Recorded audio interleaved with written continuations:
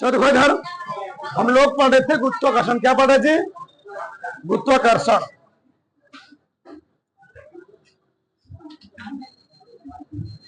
गुरुत्वाकर्षण पढ़ रहे थे। बहुत सारे इसमें लेक्चर हो भी चुके ना जी। चलो, ग्रेविटेशन।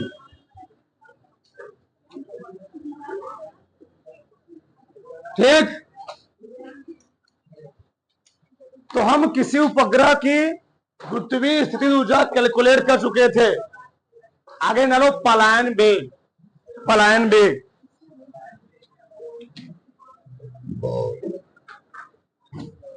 पलायन वेग, एस्केप वेलोसिटी,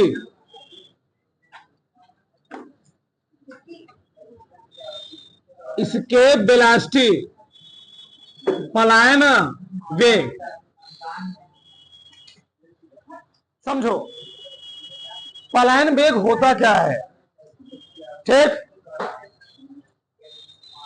अगर हम धरती से किसी भी चीज को हमको पृथ्वी के गुरुत्वीय क्षेत्र से बाहर ले जाना है, ध्यान समझो इधर, अगर हमको पृथ्वी से किसी चीज को पृथ्वी के गुरुत्वीय क्षेत्र से बाहर ले जाना है, उस पिंड को कि हम क्या कर देते हैं, एक निश्चित वेग देते हैं।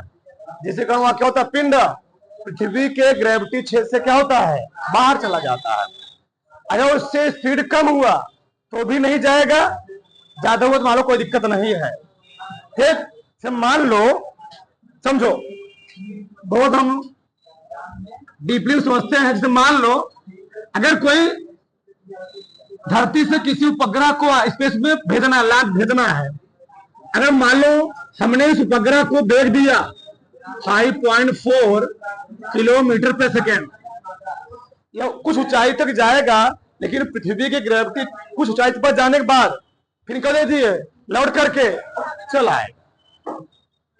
और थोड़ा बढ़ाया हमने 8.5 या 6 कर दिया, अभी भी वेग दोगे, इस वेग पर भी बेचारा जाएगा, कुछ दूरी पर जाएगा। ठीक, कुछ दूरी पर जाएगा। ठीक, कुछ दूरी पर जाने के बाद पुनः क्या हो जाएगा, पृथ्वी के ग्रेविटी क्षेत्र के कारण या पुनः पृथ्वी पर क्या हो जाएगा, वापस लौटकर चला जाएगा। देखा गया, प्रयोग ये क्या किया गया, एक्सपेरिमेंट किया गया, कैलकुलेट किया गया।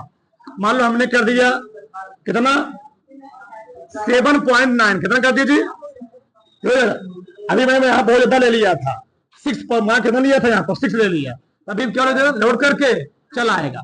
7 लिया तभी लोड करके, लेकिन मान लो तुमने ले लिया 7.9 किलोमीटर पर सेकेंड। ठीक, तो तुम लोग जानते हो या किसी उपग्रह क्या होता है, आवर्तकाल। क्या होता है, आवर्तकाल प्रूव कराया गया है।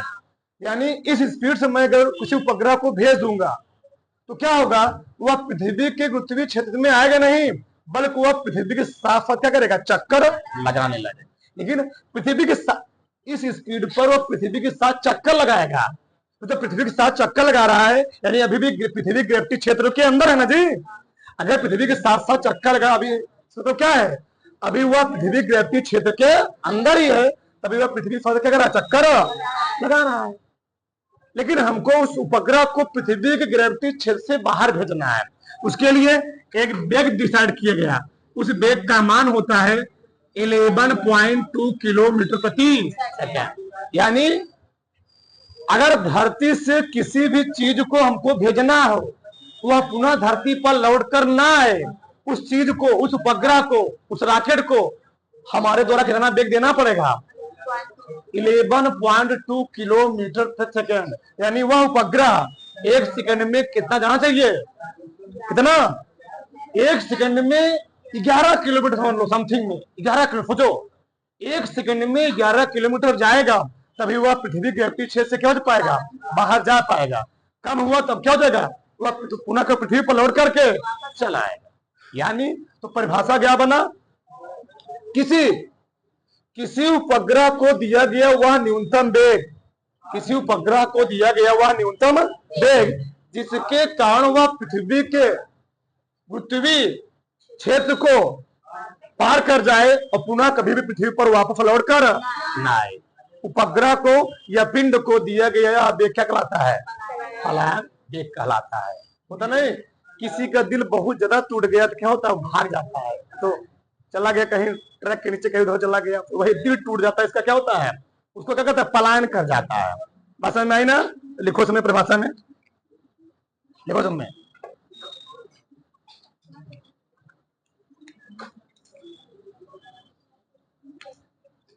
लिखो।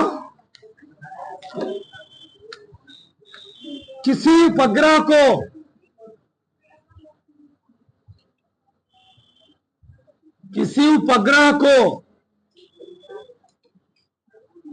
किसी उपग्रह को दिया गया वह न्यूनतम वेग, किसी उपग्रह को दिया गया वह न्यूनतम वेग जिसके कारण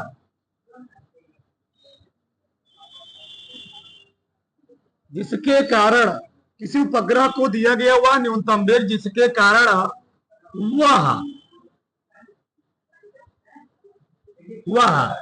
पृथ्वी के गुरुत्वीय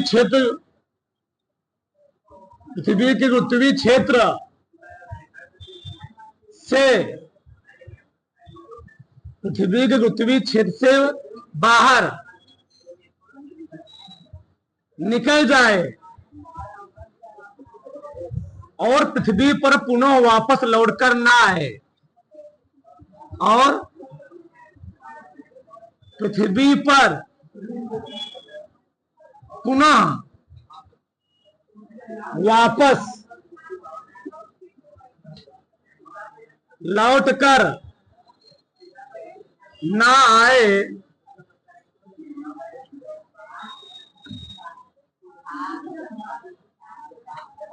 उपग्रह को दिया गया वेग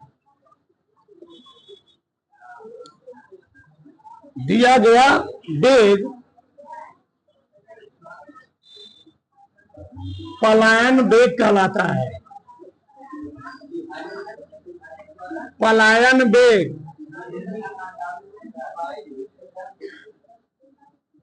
वेग कहलाता है।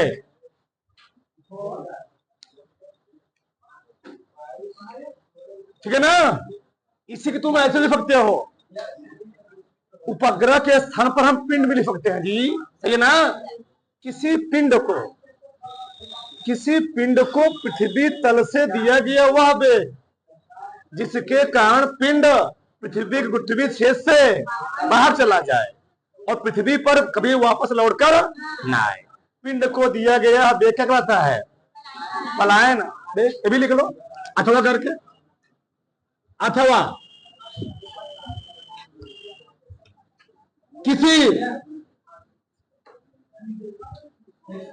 किसी पिंड को पृथ्वी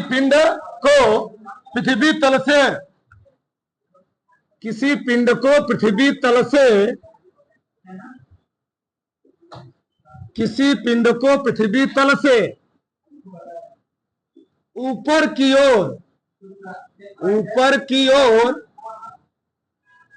ऊपर की ओर फेंकी जाने पर, किसी पिंड को पृथ्वी तल से ऊपर की ओर फेंके जाने पर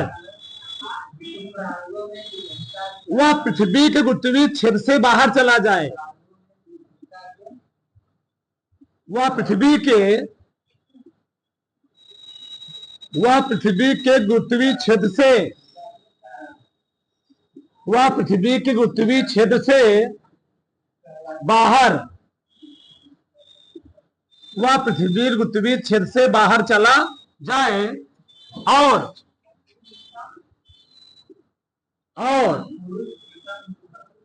पुनः पृथ्वी पर वापस लौटकर ना आए, तो यहां लिखना आप, तो लिखना यहां भी, तो पिंड को दिया गया, पिंड को दिया गया वेग पलायन वेग कहलाता है। अब तुमको जो अच्छा लगे दोनों लिख सकते हो, नहीं तो एक ही लिख सकते हो, कोई दिक्कत नहीं है। ठीक, समझ से। तो किसी पिंड को पृथ्वी तल से ऊपर की ओर फेंके जाने पर, यानी फेंके जाने पर वह पृथ्वी गुरुत्वीय क्षेत्र से क्या हो जाएगी, बाहर चला जाए और पृथ्वी पर कभी भी वापस लौट करके ना आए। तो पिंड को दिया गया वेग क्या होता है, पलायन वेग। बस समझ आई। पलायन वेग को हम लोग दिखाते हैं बीई से, क्या जी, इसके वेलोसिटी, और कक्षीय वेग को दिखाते हैं बी नॉट से, बी ओ से, ऑर्बिटल वेलोसिटी लिखो इसमें। इसे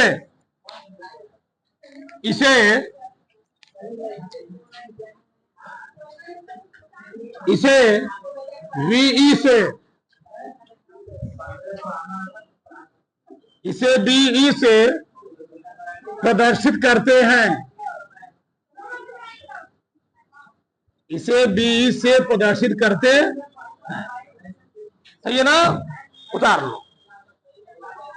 यहां तक किसी कोई डाउट, इसको उतार लो, फिर इसका हम व्यंजक कैलकुलेट करते हैं, निगमन करते हैं इसका, जैसे मान आता है बराबर से। हो गया, चलो आगे लिखो। अगला देखो, पलायन वेग का निगमन या व्यंजक। पलायन, पलायन वेग का व्यंजक, ठीक।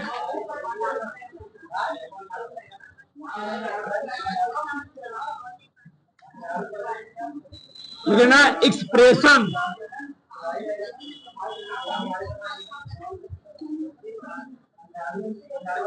एक्सप्रेशन फॉर इसके वेलोसिटी,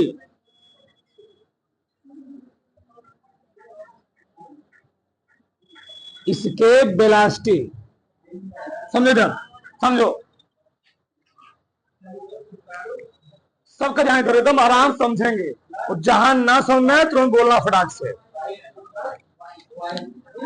ये है पृथ्वी, ठीक।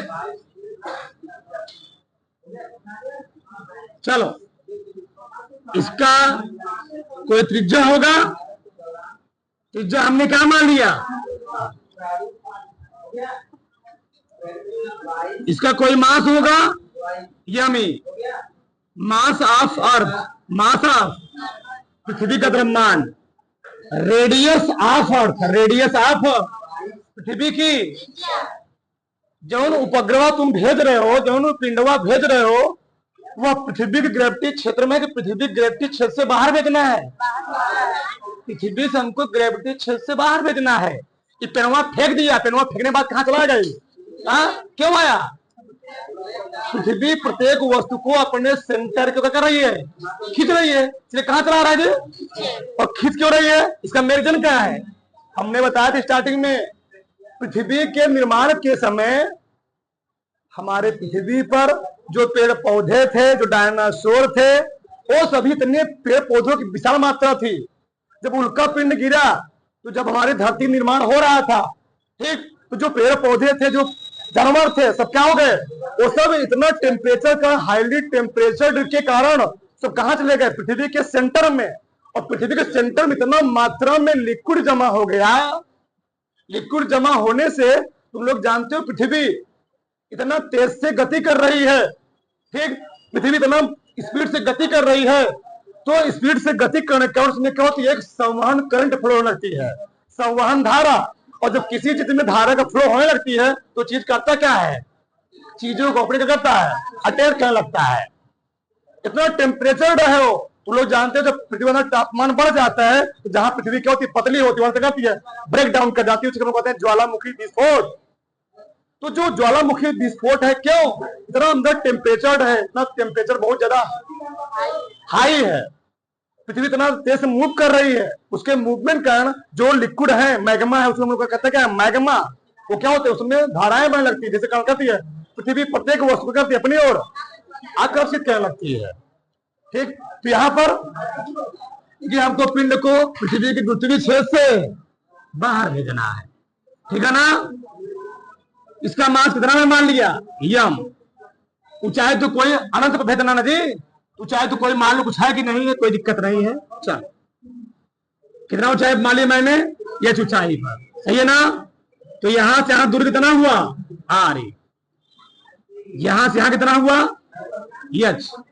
मानेंगे, माना पृथ्वी की तरफ मान यामी वो त्रिज्या कितनी है, आरी है।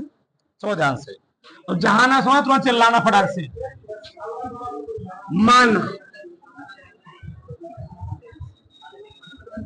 माना पृथ्वी का द्रव्यमान यामी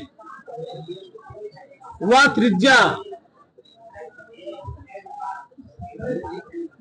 कितनी है जी, वह त्रिज्या आ रही है। यदि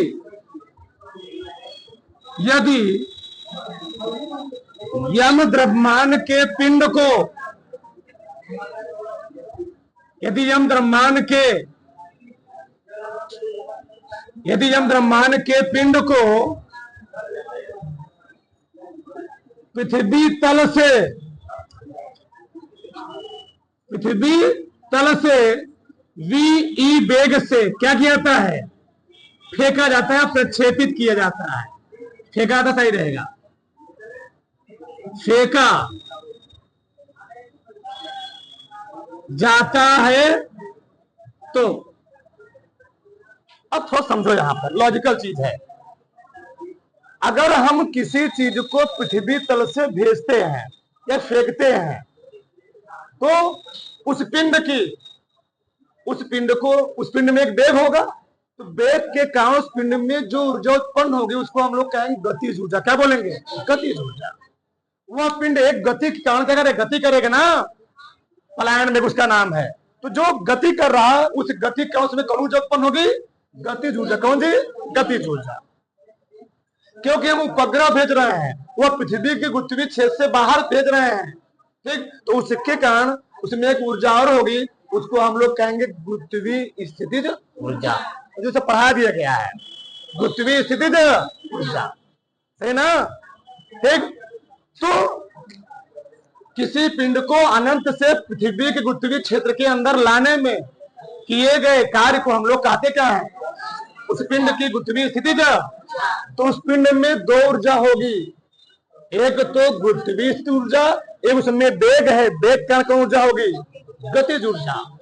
साइकिल चलाते हो ना, तो साइकिल चलाने से कौन सा उत्पन्न हो रही है, गतिज ऊर्जा, ठीक। और कोई धनुष तान दिया हो, कौन ऊर्जा होगा इसमें, स्थितिज। और तीर छूट के कौन ऊर्जा हो गई, गतिज ऊर्जा। तान दिए स्थितिज, छोड़ दिए तीर, गतिज। अब क्या समझो, तो हम लिखेंगे पिंड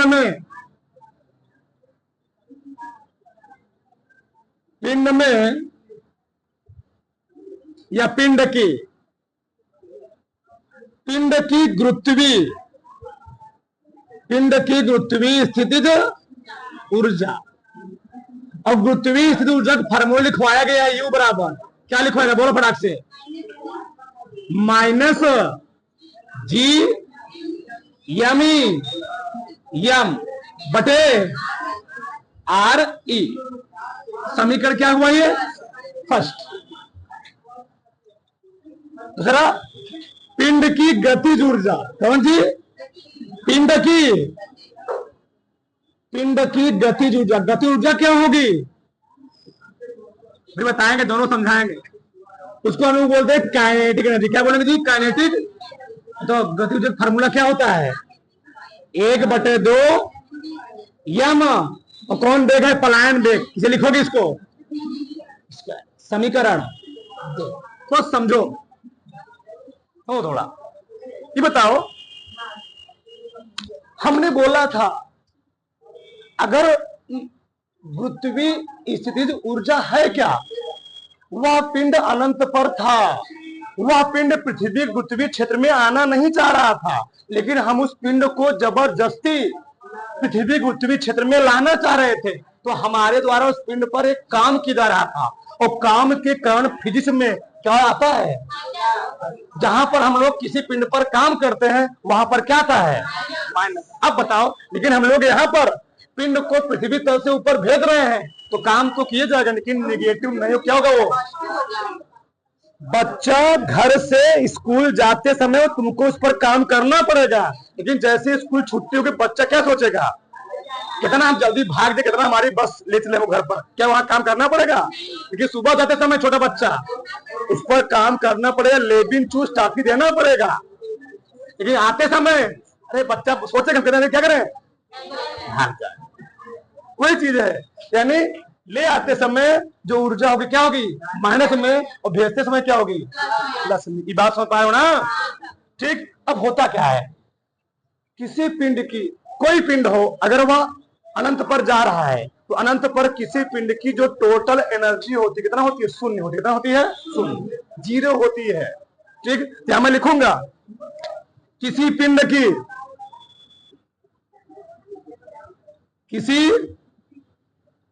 किसी पिंड की अनंत पर कुल ऊर्जा कितनी होती है,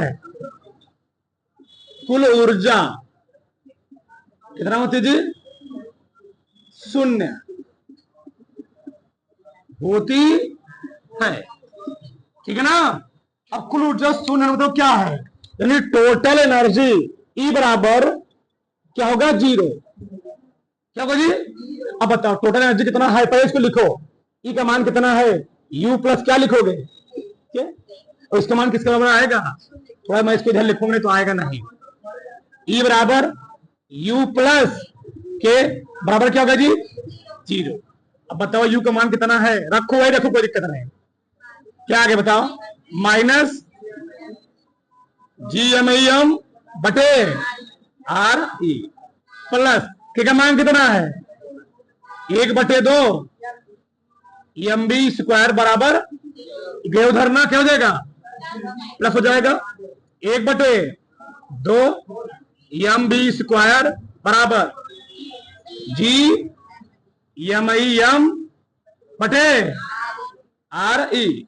सही है, एम से एम क्या हो गया, हमको निकालना किसका मान है, बी का मान, वी स्क्वायर हो गया, 2 गया ऊपर ना, तो क्या हो गया, 2g एम ई बटे आर। एक फार्मूला तो ये हो गया, एक अभी नहीं, 1 मिनट बताओ, तो बी बराबर क्या जाएगा, बी बराबर काट लग जाएगा ना, रूट में क्या, 2g एम ई बटे आर। ठीक है ना, 1 मिनट, चलो आगे देखो। तो एक ऊर्जा हुआ ना जी, एक वेग क्या हुआ, ए हुआ, क्या हुआ, बी बराबर काड़ी में 2g एम ई बटे आर। इसको हम समीकरण नंबर 3, कौन हुए, 3।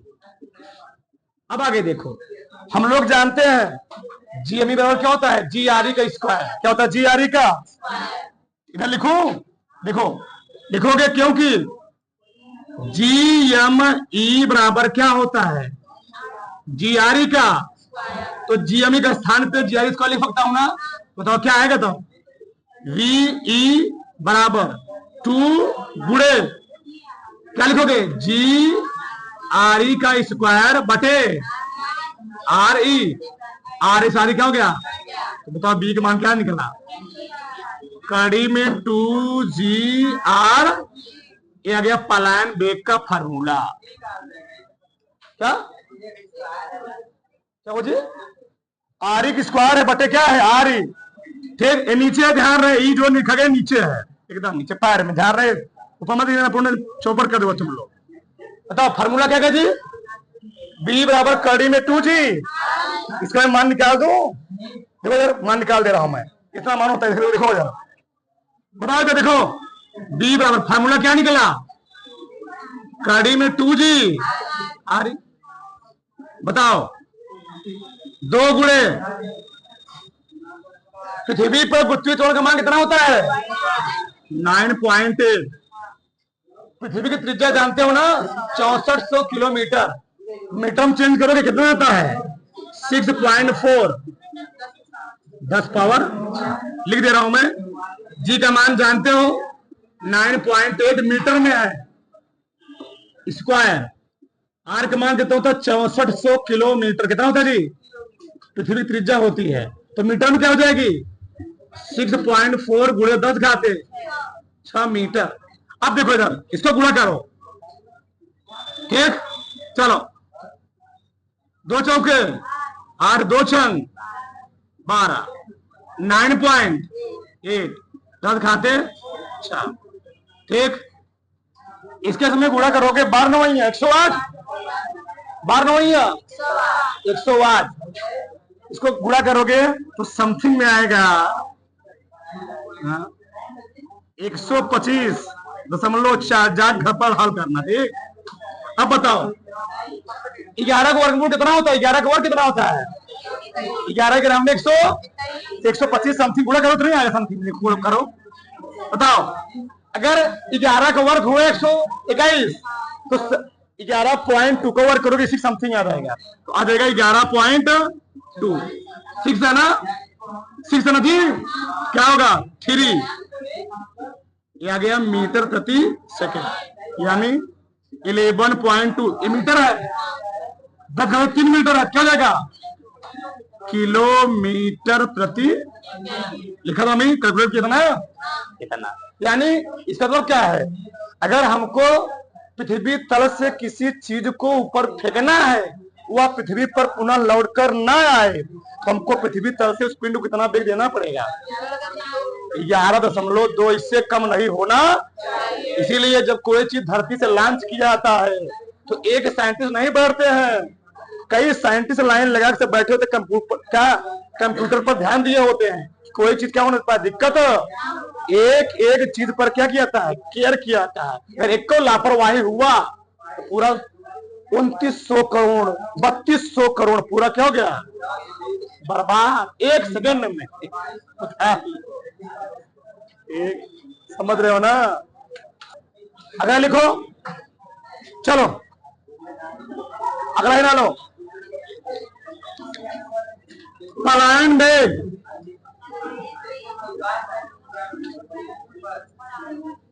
पलायन वेग और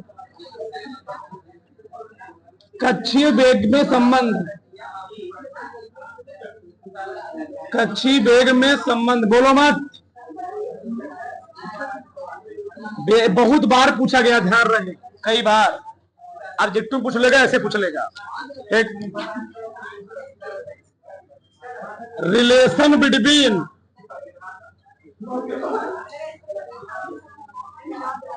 escape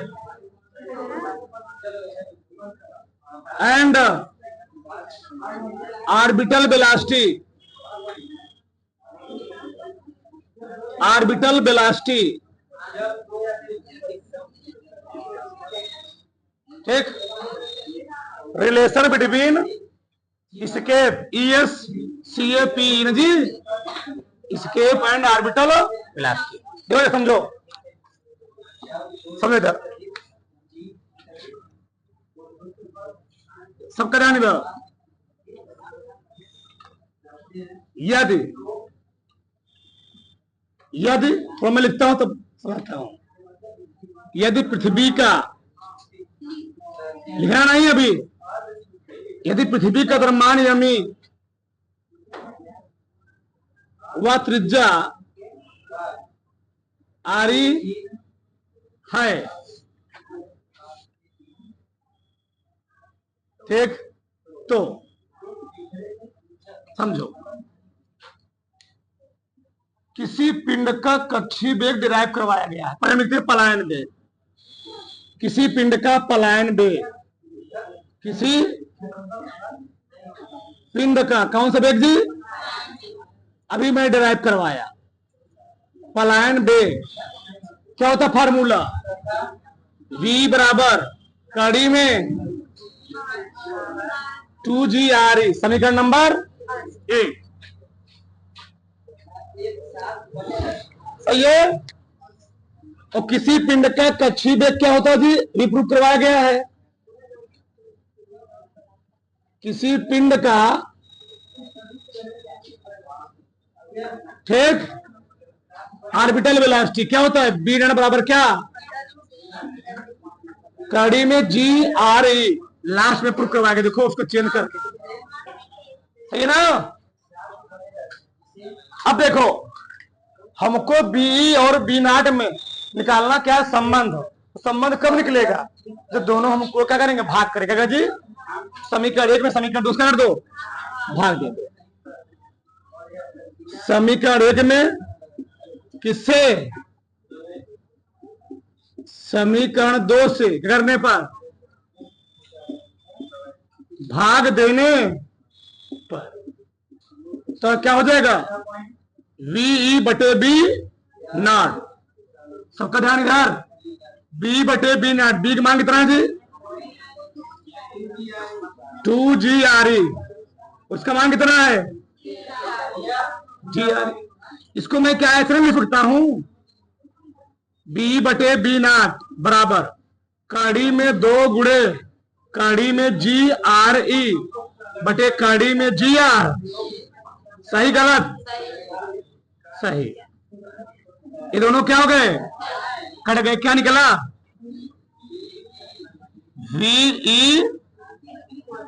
भी बटे भी नॉट बराबर कड़ी में 2, यानी भी बराबर आ गया कड़ी में 2 भी।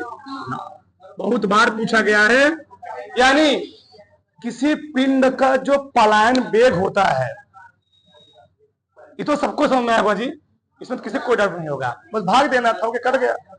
यानी किसी पिंड का जो पलायन वेग होता है वो उसके कक्षीय वेग का कड़ी में 2 गुना, कड़ी में 2 गुना होता है।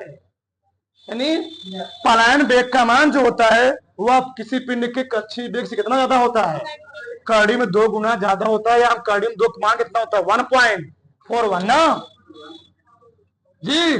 यानी बी रो तुम कर सकते हो 1.41 वी नॉट। यानी किसी पिंड का जो कक्षीय वेग होता है, जो पलायन वेग होता है, कक्षीय वेग का 1.41 गुना होता है। ऐसे बोल दो कड़ी में 2 गुना, ऐसा ही रहता है। किसी कोई डाउट बताओ, फिर समझाए फिर से, इसमें किसी कोई दिक्कत है। कक्षीय वेग लिखा, पलायन वेग लिखा, कक्षीय वेग लिखा, पलायन वेग में कक्षीय वेग क्या किया, भागी दे, ऐसी बात ठीक फटाक से उसको लिखो। और लास्ट लिखना निष्कर्ष, इससे निष्कर्ष लिखो लिखो लिखो, इससे निष्कर्ष निकलता है कि, इससे निष्कर्ष निकलता है कि किसी पिंड का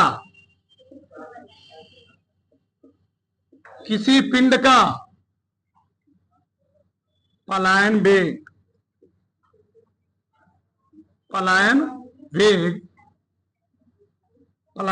का मान,